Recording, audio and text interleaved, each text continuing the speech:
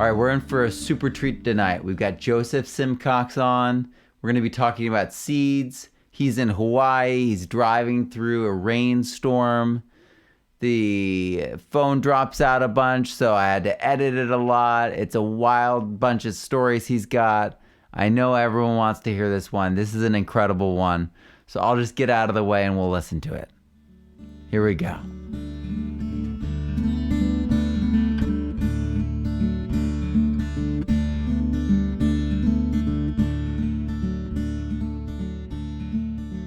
All right. So one of these seeds that really caught my eye, and it doesn't even look like a seed. If I saw it on the ground, I would think it was a burnt piece of organic matter or something, or maybe rotten fish scales or something. So I already know what you're talking about. Let me guess. You're talking about what I also call the wolf pearl. This is seed of Mamordica cochichinensis.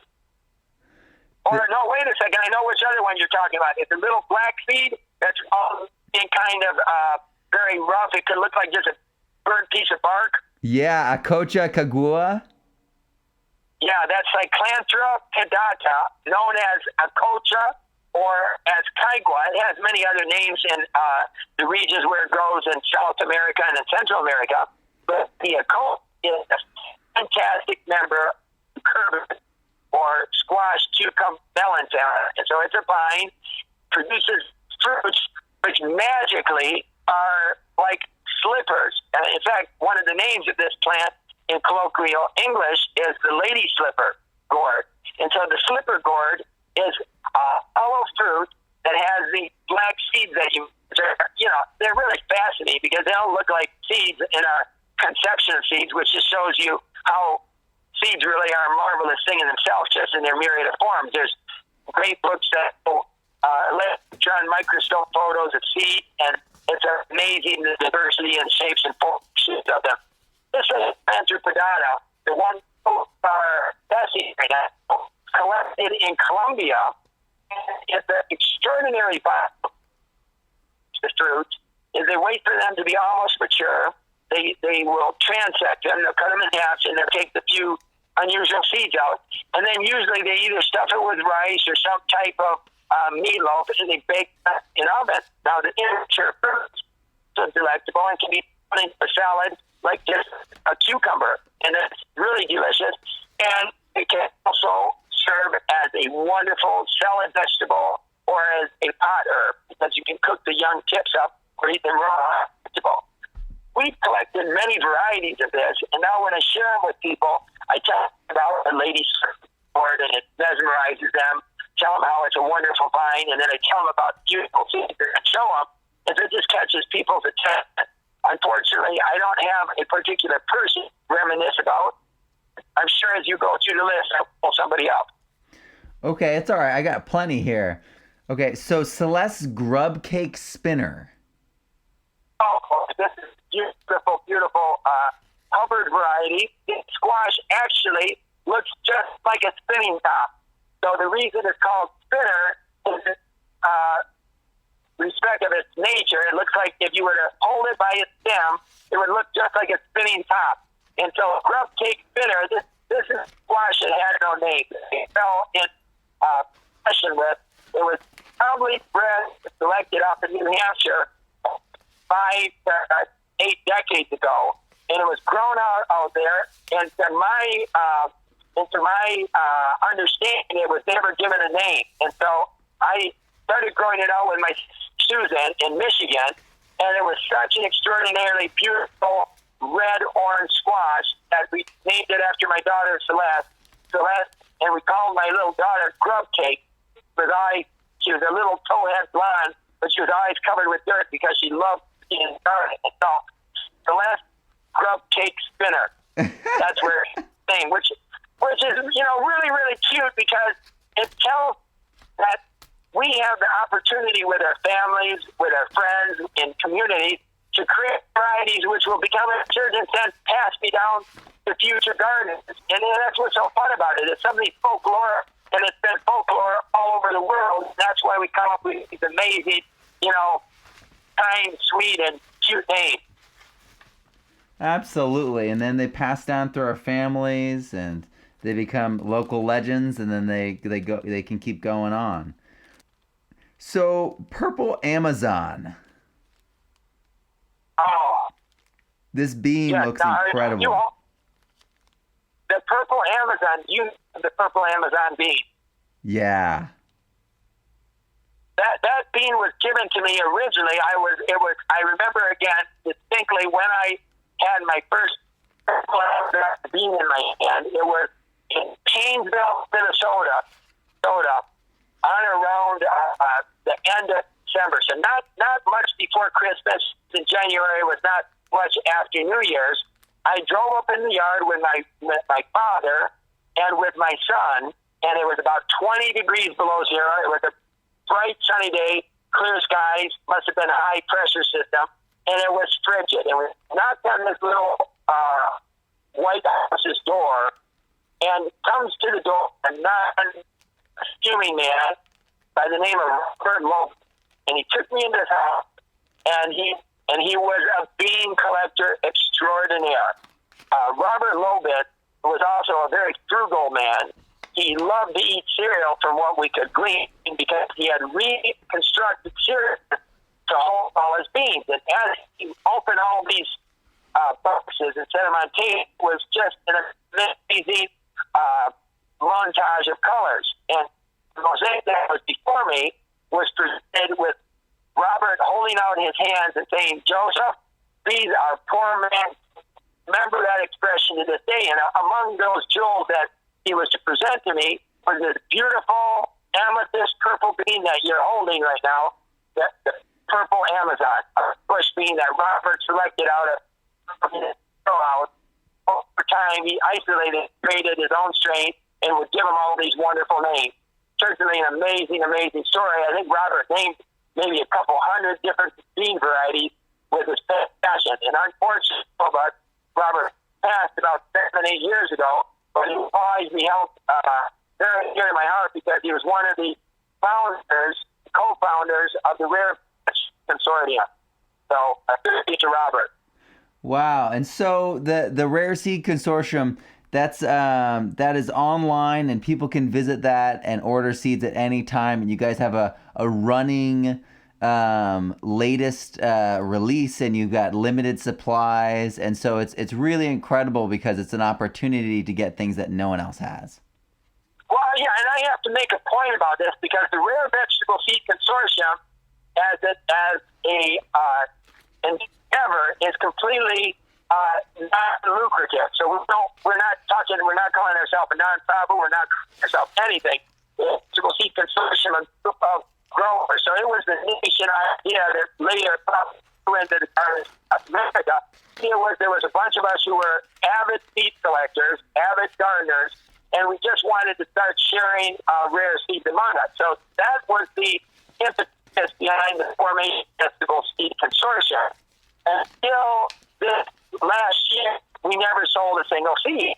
So what happened is I had accumulated a great number of very rare seeds from all over the world, and I was to deliver them to certain commercial interests. We had them shipped from various suppliers in Holland who are sources for phytosanitary permits and the proper lists to import them into the United States. And so we had a bunch of this seed come into the United States, and some of our customers did not want to purchase the seed. So here I was stuck with, several hundred varieties of extremely rare seeds with no home. And so I asked Mr. Susan, I said, "Sue, would you turn this into an endeavor for yourself?" And she told me after, not very much thought, she said, "Absolutely." And so that was the birth of the Rare Vegetable Seed Consortium Company, and that is something which is completely independent of me, run by my sister, Sue. So we have this bean here, this Lima bean with no name. That did you find it, or is it Patrick, or did you both find it? Okay, so let's let's go through. Is it a black, flat, long, kidney-shaped lima bean? Oh, Or is it a white it's one this with black and incredible white marking? one. It's the black and white one where the inside of it, where it connected, is a touch black, and then the rest of it bleeds inward with black. Okay, so it has like commas of black on a white pattern. See, that seed was not collected by neither I nor my brother. It was a gift of a very dear friend of mine who had been to Brazil and had found it somewhere in the southern states of Brazil. And he brought it back, and he was able to grow it out, and he multiplied it. He had like 5 or 6 seeds, and I said, come on, Sherman, he's a very dear friend, and he's a food specialist, raising all kinds of rare vegetables and everything. So Dennis gave me a few seeds, and I, in turn, took some of those seeds while I was working at Simcox through, Baker Creek, helping them rare and exciting varieties into a greenhouse in at their school at Wethersfield, Connecticut. And what we did is we planted it in the greenhouse, so the first 2 seeds were multiplied, and we got maybe 15 or 20 seeds. And at that point, I sent them out to a few other people who were able to multiply. So the original 1 or 2 seeds from Dennis Sharman, we now have handfuls of them, and I gave the 2 to you or the 1 to you so that you can try your hand at being a part in saving this most magnificent bee. Dennis Sharman's name who gave it to me, and it was from Brazil. Absolutely amazing. I can't wait to that one's super exciting because it's 1 seed, and I love how you do that because it really gets across how important these seeds really are. Well, it's an insurance policy that we're doing because maybe some of the people that have given the seed to, but maybe some of the people that have given them will succeed, and those few who succeed help us to continue to preserve these rare varieties. And so, as you know, I have already said that these seeds, they don't live forever. They're not viable. They don't germinate. After many, many years, some of the seeds actually become non-viable. They won't germinate. So the more people that we get to grow these, the better chance that we have to preserve them. So what was 1 or 2 original seeds hopefully becomes bags and bags of them, and then we start to share them even publicly. So, yeah, it's a great responsibility, but no one's going to beat you over the head if you don't succeed. It's just a heartfelt passion. Absolutely. So, yeah, I'm looking at another vine, the Gac Fruit. I'm really excited about this one. So tell me about this from Vietnam. Okay, so the Gac Fruit that you have actually are seeds from Thailand. Oh. Yes, hello? I said, oh, because it says Vietnam on it. Oh, okay. Excuse me. Okay, so, maybe I'm not speaking correctly. I don't know if these could have been from Vietnam or they could have been from Thailand. In case that they originated in Vietnam, we'll assume they're the Vietnamese ones. So my GAC project actually started, about 5 or 6 years ago. I was commissioned by a botanical investor in Switzerland to go to Vietnam with the express interest of starting a GAC plantation in Costa Rica and other parts of America.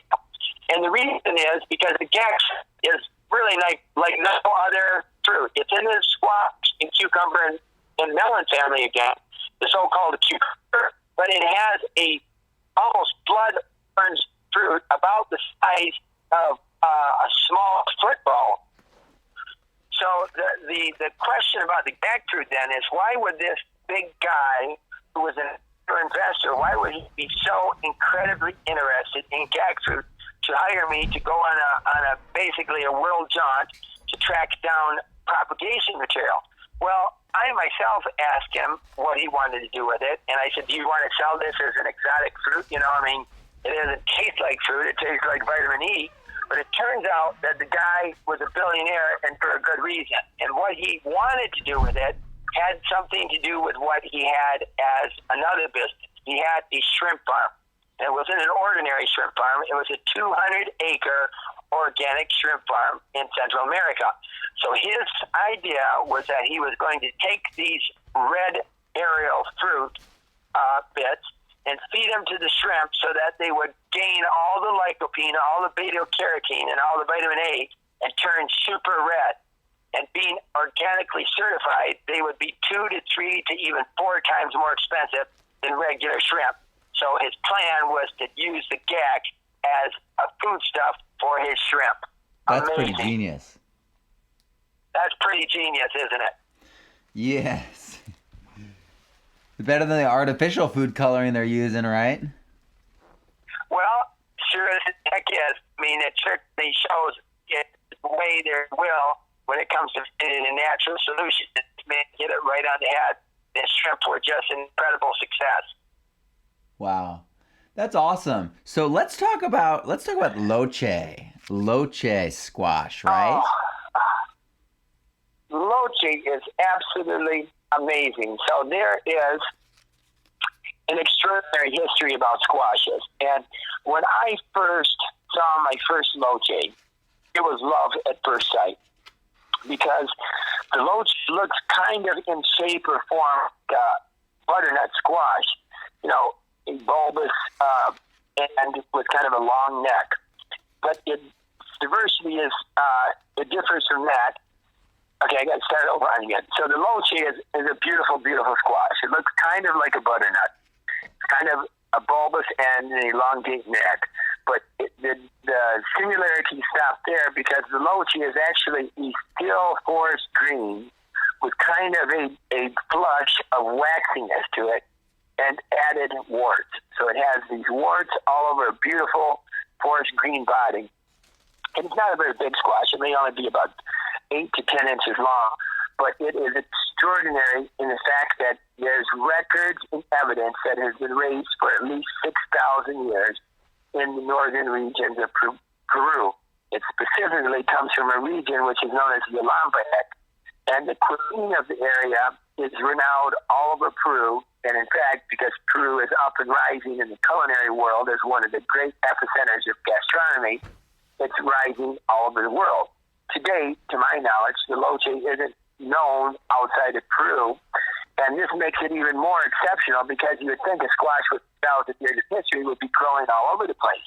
But the Loache is very unusual because it has been cultivated for so long. In fact, there are terracotta figurines which are found in some of the ancient Peruvian sites in the north that are exact replicas of this squash today, and they date back 5,000 or 6,000 years ago. So that's extraordinary evidence to what I'm claiming. But the other interesting thing about the Loache is that it has been raised by humans for so long that it has this unusual propensity to not produce a lot of seeds. And one would have to ask, well, why is that happening? Because seeds are the manifest way that plants reproduce, or so we thought, because the Loache has and is traditionally reproduced by cuttings. So the farmers who grow fields of Loache will go in the field towards the end of the season, and they'll take cuttings of the end of the plant, and they will replant those after stripping off a few leaves back in a new field. So the plant seems to have adapted to this caretaking by humans by realizing that it doesn't have to make many seeds. I mean, this, of course, sounds plausible. It, of course, sounds ridiculous. But when scientists studied the Loache and they studied the pollen of the Loache flowers, which is just like a typical Cucurbita moschata flower, they discovered the pollen was completely viable and the receptiveness of the female flower was completely legitimate. So there was viability. The squash just didn't produce very many seeds. In the case of most Loaches that have the bulbous end, there'll be anywhere from 5 to 20 seeds in a squash. But the funny part is many of the Loaches don't even have the bulbous end, and they're just like one mass of solid squash flesh. Now, what sets the Loache also apart from every other squash that I know, and I've been collecting squash for, well, more than 43, 44, 45 years now. I've been collecting squash all over the world for 45 years. And I have probably thousands of squash that I've collected, different varieties and land races. I've never seen anything like the Loache. The Loache actually has a unique perfume, which is exclusive to Lambayeque cuisine. So what do they do with the loache? They'll cut it up and they sell it in small pieces, maybe 2 or 3 inch thick piece. And people would take that home, and when they're making, for example, a guisado, or they're making some type of carne or meat dish, they will take the casserole and they'll cut the piece of the loache, and rather than submerge it in the water, they keep very little water in the casserole, and they'll just slow heat it and slow cook it and allow the flavor of the loache to permeate the entire setting. And so you have this aromatic squash. How aromatic? I tell people, and my brother tells people, that piece of loache in a room can be detected. I mean, it just has this musky, sweetish, kind of squashy smell that just is perfume, and it's all its own. And I have never seen or smelled anything like it anywhere else. So that's the story of the loache. And so now we have a few seeds here in various parts of Europe and the States. The goal is to grow them out and share this amazing tradition of Peru with people all over the world. Something really, really beautiful, don't you think?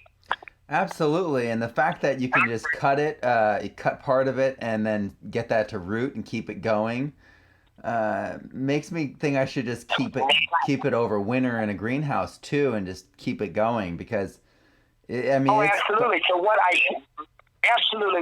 hear that the most farmers do is the vines with the most beautiful fruit, and in a sense they're taking an exact clone of the mother plant, so they're actually reproducing exact that they want to have, just like we do when we graft apples or pears or plums or peaches.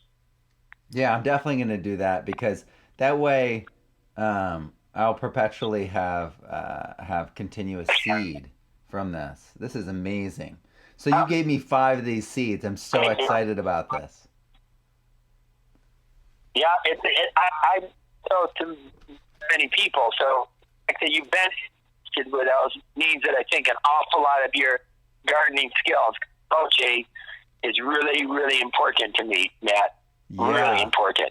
Yeah, it's important to me now too, because that story ties me into the heritage and the ancestry and the responsibility. And I feel like this is why it's, I'm focused on kids, but it's a message that resonates with everyone. It's really a message that's, I teach families now more than ever, because this is all tied up in families. It's all tradition. It's all heritage. It's all who we really are. And it's just so exciting. I mean, that's why people like you and I dedicate our lives to this stuff, because the story has more meaning than any of this stuff you can get through TV or movies or video games. That stuff doesn't mean anything compared to this.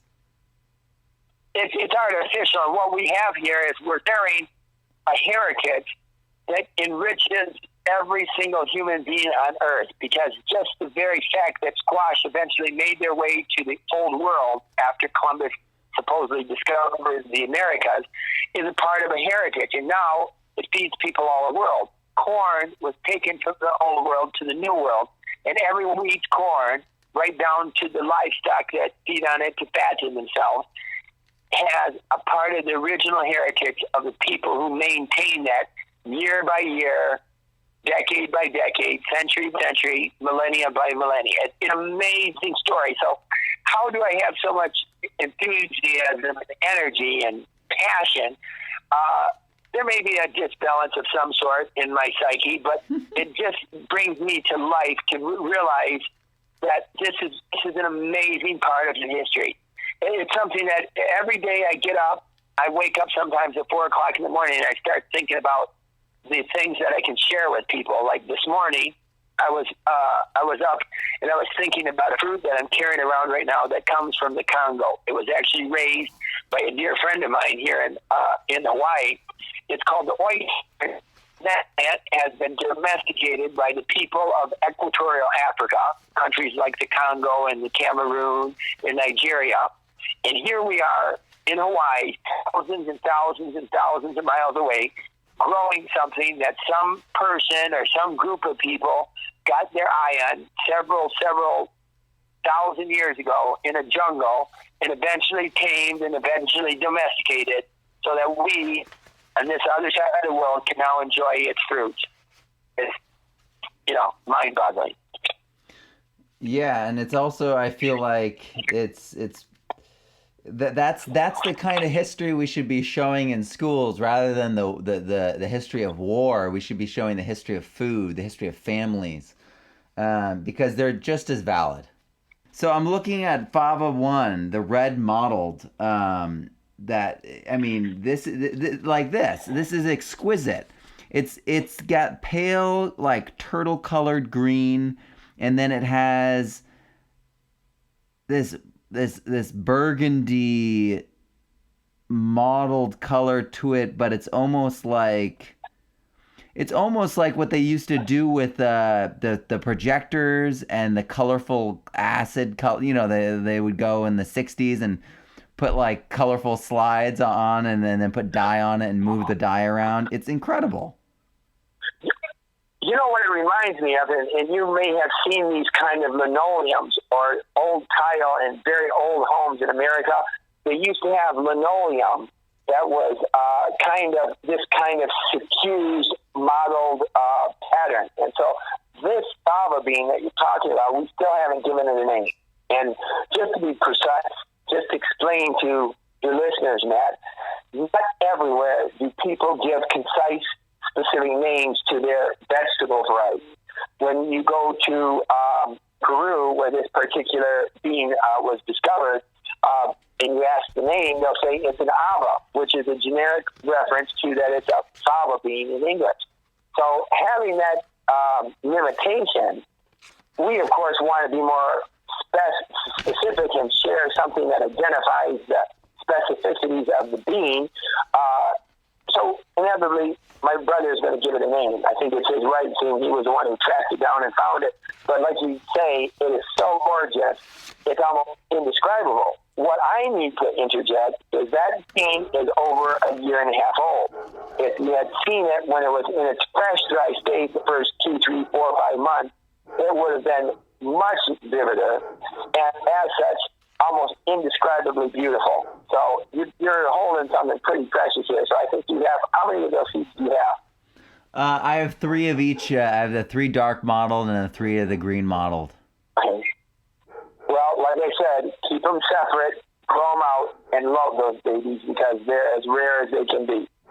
Wow, it's so exciting.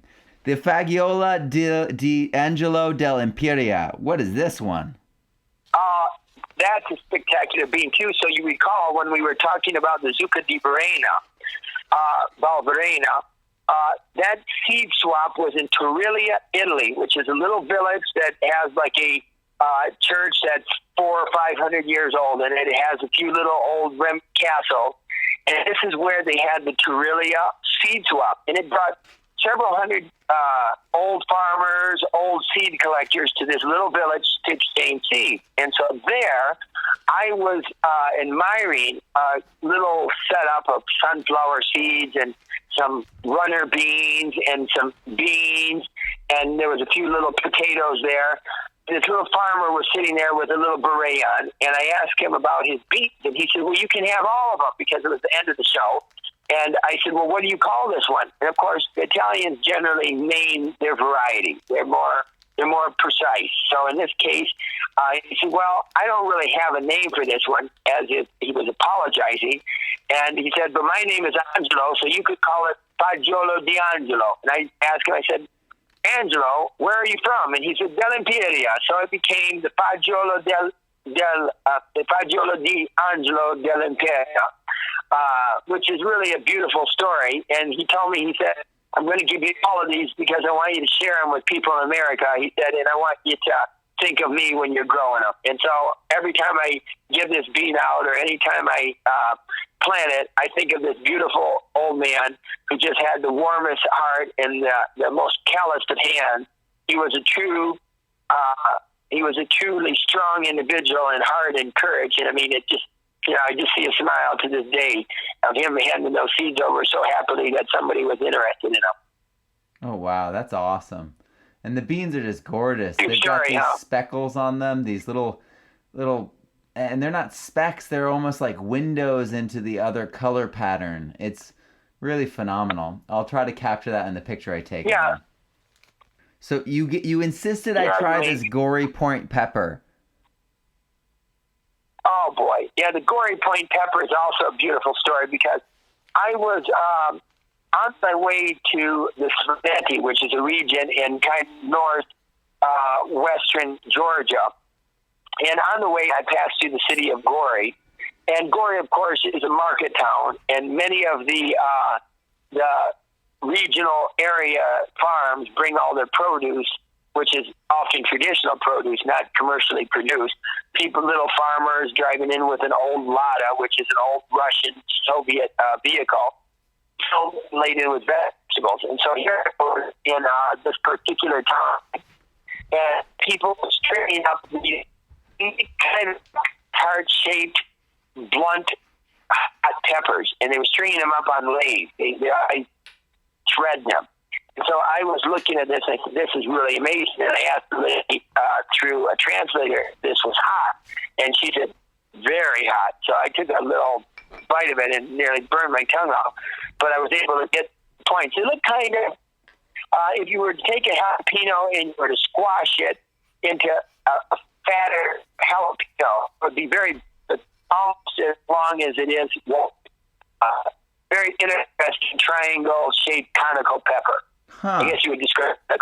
Very interesting. That's awesome. Well, I don't do peppers usually that are sweet. I usually focus on making hot sauce. So we'll see how that works with making hot sauce out of that this year. Oh yeah, I remember watching those things. I had a hotel because I drove back to Armenia, and I had rotted them in some Ziploc bags. They weren't completely rotten. They had mushed up, and so I had a big bag full of these mushed up peppers. So I poured it in it, and I put cold water into it, and I remember just coughing my head off because for some reason, even with the cold water, the oils were volatile, and it was filling the room with captain, and it was just burning the heck out of my nose and throat. I had to leave my hotel room. But then I went back in, and I washed the pulp out, the seeds on the bottom of the bucket, and I eventually got it done. But with eyes and runny nose and sneeze all the way through it. Well, I will think about that as I do it myself for you. Yeah. Thank you. All right, so we have the Pearl White Israel and then the Eshkol Magnificent Israel peanuts. So the Eshkol Magnificent and the Pearl White are peanuts that were part of the peanut program. And what they were really trying to do is come up with a good pulse crop for the hot death. Of course, peanuts are adaptable if you're given at least a year to hot, arid conditions. And so the peanuts are natural for Israel. And that Wolf Giant is really huge peanut. Pearl White is, about pea size, but a very pretty white peanut. So the skin and all is white. It's really beautiful. I don't know much more I can say about them, but I was impressed that the Israelis had such a diversity of peanuts to choose from. So you've got two ones that should do well for you. Just to keep them separated this year by at least a few hundred feet, because peanuts are fertile, but they can also be pollinated by certain bees. And although the flowers are low to the ground, meaning they don't necessarily attract a number of bees, are visited by them. So you got to kind of separate them. So I really appreciate you coming on and sharing all your wisdom and your experience and your stories and your seeds with us. And I hope that more people join in your Gardens Across America project and buy from the National Rare Vegetable Seed Consortium. And I hope that the actual website that my sister has is growrareseeds.com for other people.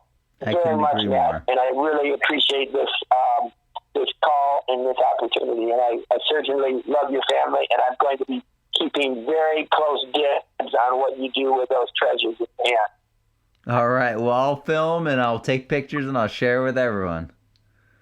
Thank you very much for that. Have a good evening. All right. Thank You you. too. Thank you. All right. Bye. Yep.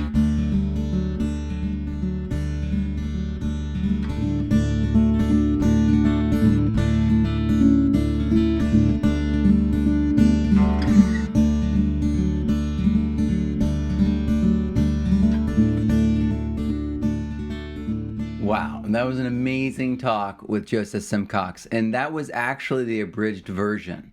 You can listen to the full version on SoundCloud or on iTunes under Permaculture Tonight.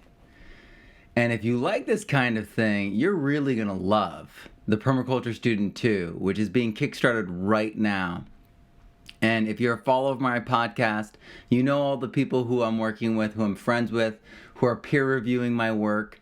This next book is building off of my last book, The Permaculture Student 1. And if you love that, you're going to love this even more.